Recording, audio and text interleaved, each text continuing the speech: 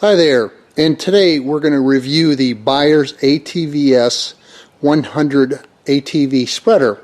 So I bought this to do food plots and also to do fertilizer and lime and all that fun stuff in my yard because it's a little easier to ride my quad around than pushing a thing. So what I'm going to do is kind of take a look at it. You can see how it's got it mounted on the back of my quad right now. It does come with mounting brackets, these big U-bolts. But as you can see, I don't have a frame in the back of my quad, so I didn't make it a little bit different. And what I did is I took a 2x6 in the back and put the U-bolts through there. I recessed them underneath and cut the bolts off so they don't go into my deck on the back of my quad. And then I put another 2x4 going across of it, and that kind of holds it down. As you can see, I have it lashed with rope on either side to the mounting brackets on my on the back of the quad. So that's how it kind of holds into position. The other thing I did too is you can see all the heads of my bolts are pointing or on top, and the bolts are pointing down. That way I could take a bag of fertilizer or whatever, and when I'm driving out to the food plots, I can lay them all across here. I don't have to worry about holes getting poked into it. Also, as you can see, it's kind of at a cantilever position. So you put 100 pounds back in there, you're going to get a lot of force lifting up. So what I'll do is I'll leave 1 or 2 bags on the back over here, sitting on top of the this bracket right here, and also the 2x4 and 2x6 to act as counterweights to hold it into position. So a couple things I want to point out. You can see what I did. It doesn't come with this shield down in here.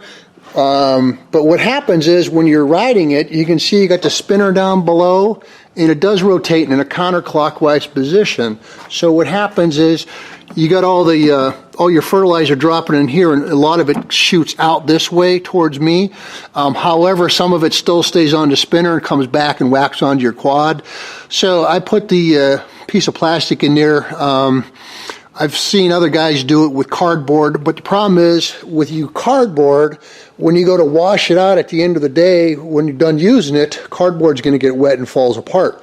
So I just made it out of a piece of plastic that I had laying around. You can see the carter pin going through there to hold it into position. Let's go around to the side here. You can see the little the arm that comes along, and this is your adjuster right in here. You can see the different numbers and what that does, it tells you how big the opening it is.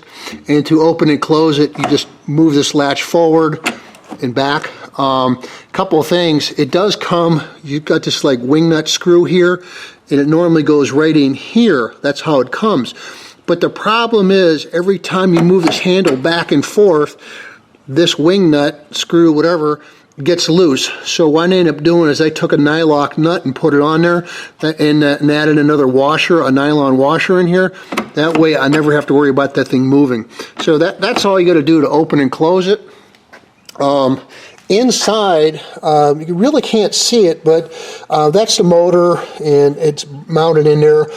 But on the, it's got a long shaft that goes through, and I can't really show it. But on most broadcast spinners, whether handheld or a walk behind, it's got a little agitator that goes in there to kind of like spin the fertilizer as you goes along, beats it up. So this doesn't have one. So what I ended up doing is I kind of mounted it in there without the bolts.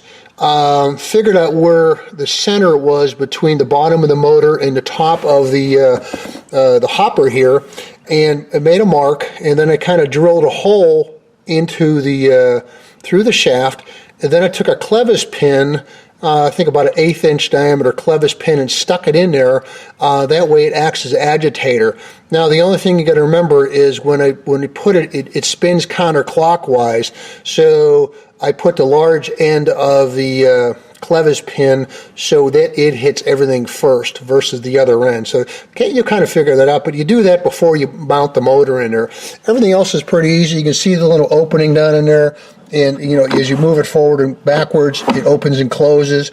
So you just have to kind of play around with it, how big an opening you want, and then also is going to depend on how fast you're driving. Other than that, it works pretty easy.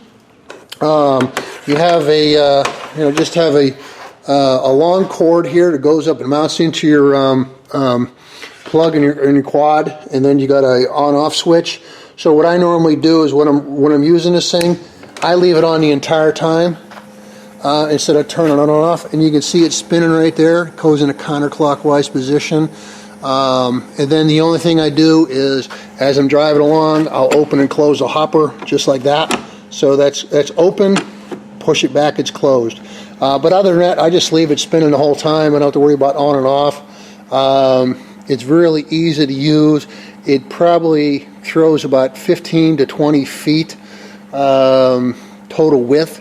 So you just have to figure out, how often you have to drive through your yard or your food plot, whatever you're doing. But other than that, just a few modifications that I did on here, with the shield, with the different, the nylock nut there. I put the spinner inside. You really can't see that, unfortunately, because the motor's in the way. Other than that, and then the way I mounted it on my quad, you just have to kind of figure that out for yourself, how it works. But you can see in my Polaris here, I got I got the metal handles, but then I got a fiberglass deck going across the your plastic deck, and there's really no way to mount it on here other than that. But the nice thing is, it keeps it off everything. It's very secure. How you tie it on is up to you, but you can see I just took some cord here and just wrapped it around a few times and just tied a knot in it. You could probably use ratchet straps or hold-on straps, whatever, but it works. I've probably put 1,000 pounds or more through this thing already, and it really works easily. So that's pretty much how the thing works. There's really took about a whole 15 minutes to put the thing together initially, and then after that was basically trying to figure out how to mount it on the back of the quad. Just one other thing, as you can see, this little bracket down in here, I had to, you can't really see it, but let me go around this way. I actually had to bend the bracket out a little bit because when you go to close it, it actually hits the hopper. So I just kind of put it in a vise in midway and kind of bent it about 1/4 inch out, so that way it'll go in there and close.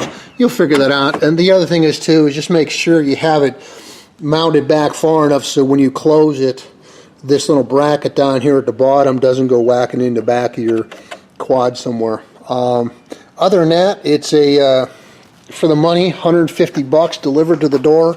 You can't beat it. It's a great product. So that's my review, and I hope you all like it. You have a great day. Thanks.